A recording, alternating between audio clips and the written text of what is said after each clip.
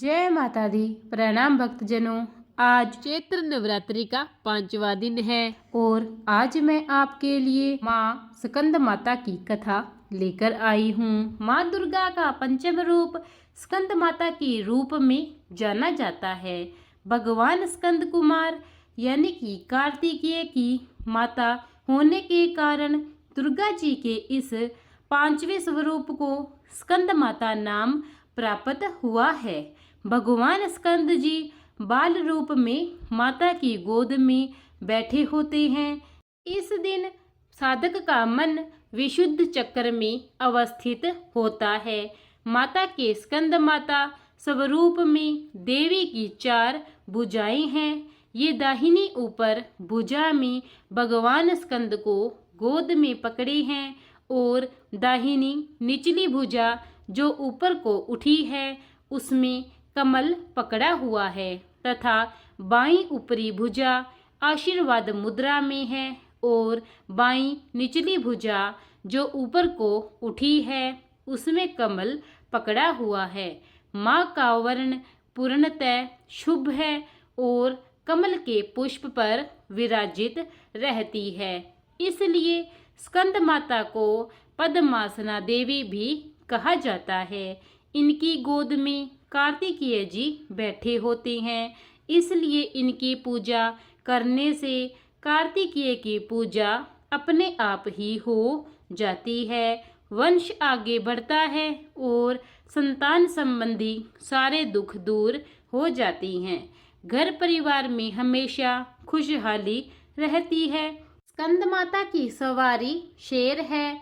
स्कंद माता की पूजा करने से मनोकामनाएं पूर्ण होती है और साधक को इस मृत्युलोक में परम शांति का अनुभव होने लगता है।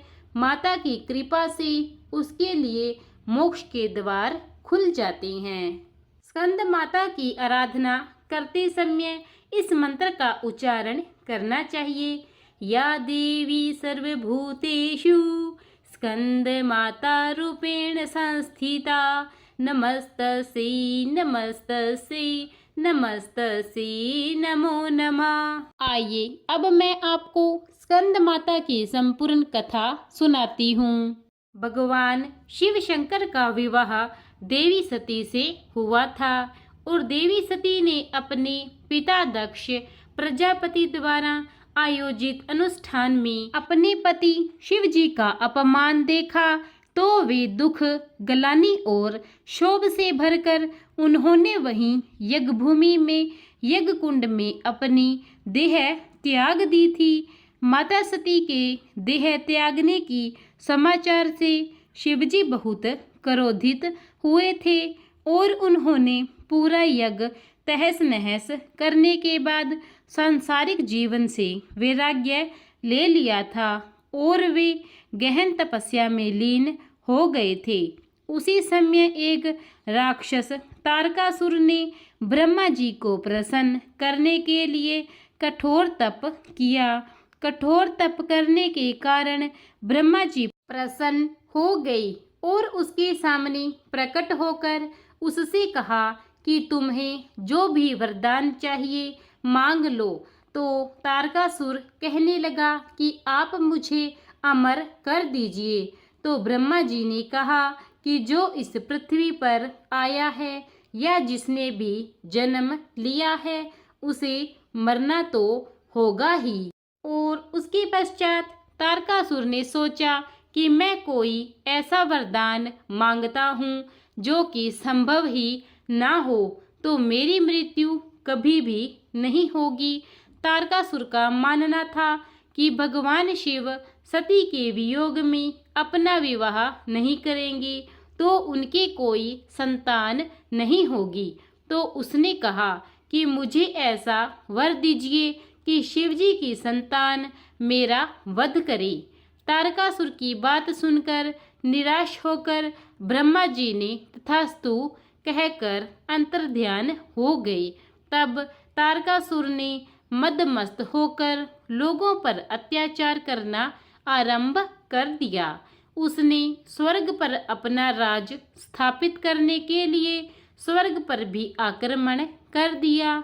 जब सभी देवतागण तारकासुर के अत्याचारों से परेशान हो गए तो उन्होंने सोचा कि किस तरह शिवजी को पुनः विवाह के लिए मनाया जाए।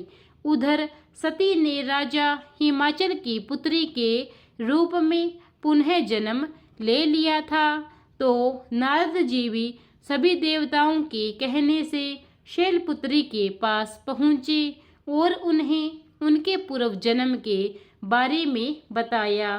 साथ ही कहा कि यदि वे अपने पूर्व जन्म के पति भगवान शिव को इस जन्म में भी पति के रूप में चाहती हैं तो उन्हें कठोर तपस्या करनी होगी। शैलपुत्री ने नारद जी की बात मानते हुए भगवान शिव को पाने के लिए कठोर तपस्या आरंभ कर दी। उन्होंने हजारों वर्षों तक बिना अन्न के धूप और वर्षा में रहते हुए कठोर तपस्या की। उनकी तपस्या से भगवान शिव प्रसन्न हो गए और देवी पार्वती और भगवान शिव का विवाह पुनः हो गया। इसके पश्चात देवी पार्वती की ऊर्जा भगवान शिव की ऊर्जा के साथ संयुक्त हुई तो उनके संयोग से एक उग्र बीज उत्पन्न हुआ और फिर भगवान शिव ने उस बीज को इंद्रदेव को सौंप दिया और कहा कि यही बीज उनकी व समस्त देवताओं की रक्षा करेगा। वह उग्र बीज इतना गर्म था कि देवराज इंद्र उसे पकड़ने में असमर्थ थे, तो उसके बाद स्वयं अग्नि देवता उस बीज को ले जाते हैं, पर यह बीज इतना गर्म था कि अग्निदेव भी उसे ले जाने में और संभालने में असमर्थ हो जाती हैं। तब अग्निदेव जलन को शांत करने के लिए उस ज्वलंत बीज को लेकर गंगा मैया के पास जाते हैं और गंगा मैया को वह बीज सौंपकर अपने हाथ की जलन को शांत करते हैं और अपने हाथ गंगा मैया के जल में डुबोते हैं और उस उग्र बीज को गंगा मैया को ही सौंप देते हैं। गंगा मैया तो शीतल होती है। गंगा मैया ने सुरक्षित रूप से उस बीज को ले लिया और उस बीज को श्रवण वन को सौंप दिया। यहाँ उस बीज की 6 बहनों के द्वारा देखभाल की गई, जिन्हें कृतिका के नाम से जाना जाता था। समय के साथ वह बीज बच्चे में बदल गया, क्योंकि वह बीज भगवान शिव और माता पार्वती की ऊर्जा से तैयार हुआ था। इसलिए वह बच्चा भगवान शिव और माता पार्वती की संतान के रूप में जाना जाने लगा और उन 6 बहनों के द्वारा यानी कि कृतिका के द्वारा देखभाल करने की वजह से उस बच्चे का नाम कार्तिकेय पड़ा।